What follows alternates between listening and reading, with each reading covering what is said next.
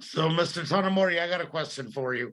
Yes. The concept of forgiveness. A lot of people come from wars and conflicts, from Balkans, from Middle East, and elsewhere in Africa, and they hold a grudge for many, many years against people that committed crimes against their family, war crimes, crimes against humanity. War is a crime against humanity to begin with, but um, how do you forgive? What is it that does everybody in Japan feel the same way about Hiroshima? Are they forgiving, or are people struggling with that concept? And you're the champion of it. How does that play out?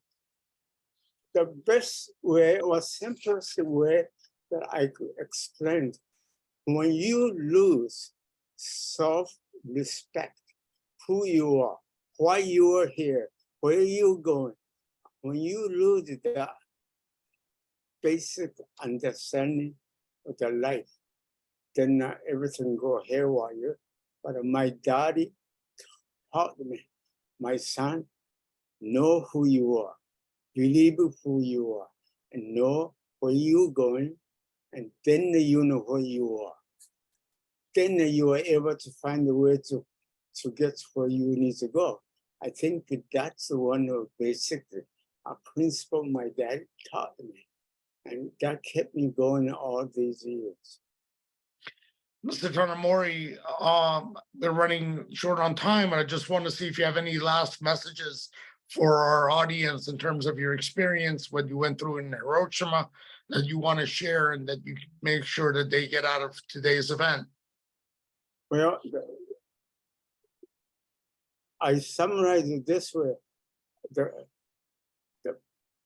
What I believe is that the peace is the way of samurai is the way of peace. The way of samurai is service. The way of samurai is forgiveness. And once you learn the preciousness of life God has given to, definitely you'll say, thank you for the life. Even getting up in the morning to see the sunshine. And then even the sun shines above the dark clouds. And knowing that there is a way of peace, there is a way of service, the way of forgiveness. That together. Thank you so much, Mr. Tanemori. I really appreciate our conversations. I hope you give me some time next week or the following week where we can meet again in person and continue talking. And also, we have next year Hiroshima Day event, so you're invited to speak at that as well. So stay healthy, and I will hopefully see you soon and enjoy the rest of the event. And thank you for being a part of it today. Thank you so much for the invitation, and we look forward to being together with you. Thank you. So next we have HelenJaccard, author from Veterans for Peace Golden Rule Project. Helen, are you with us? You're muted.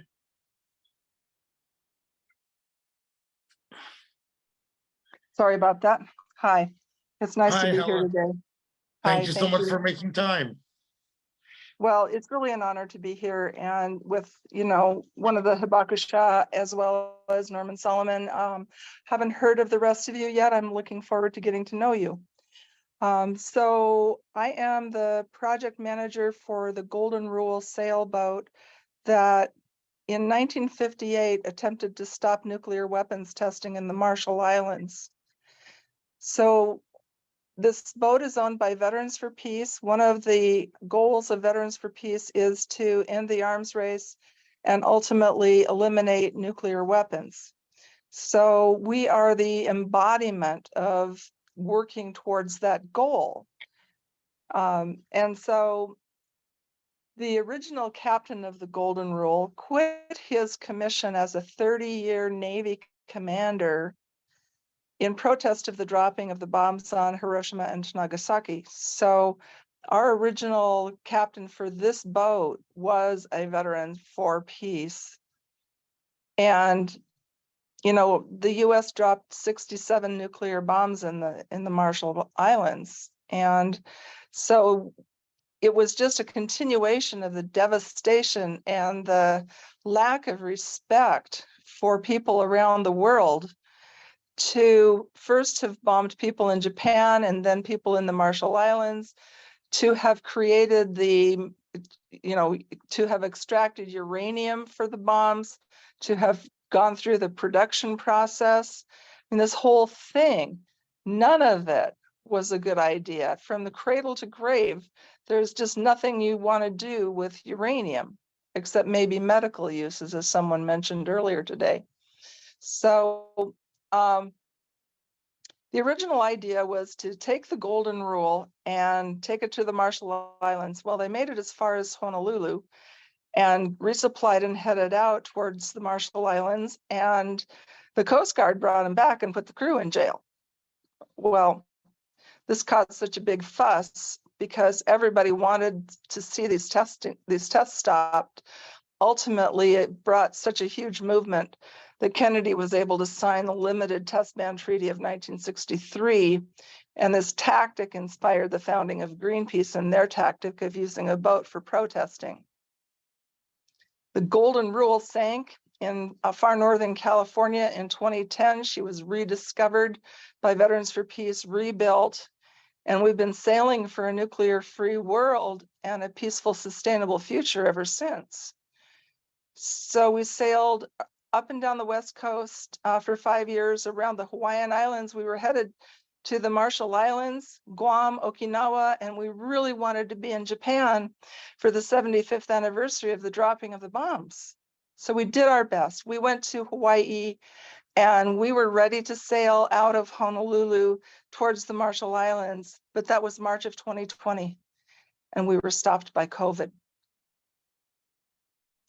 So we brought the Golden Rule back to the United States and started working towards what we're on now is an 11,000-mile, 100-city speaking tour to talk about eliminating nuclear weapons, what people can do to stop the possibility of nuclear war.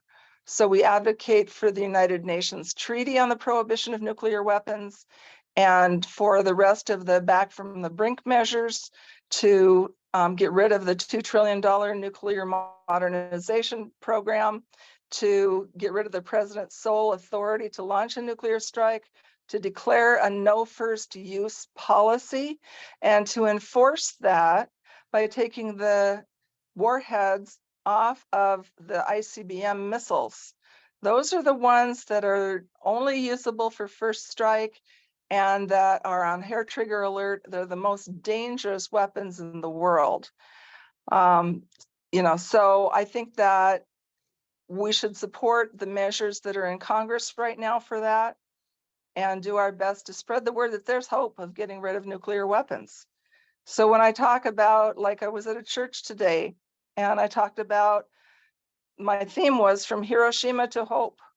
And we have to have hope that we can follow the path that Reagan, Gorbachev started, going from 80,000 nuclear weapons in the world down to the 13,000 something there are. Now we should be able to get down to nuclear zero, so we never have to face this again. Nuclear winter would, you know, wipe out potentially the entire human race and a lot of species along with it. We have to make sure that the hotheads in government don't decide to do that. I think that's enough. If anybody has questions, I'm available to answer. Great, Helen. Thank you so much. We'll do questions and answers at the end of everyone's session, and we'll open it up between discussions between the participants. Anybody that wants to support the Golden Rule, where do they go? VFP, like Veterans for Peace, VFPGoldenRule.org.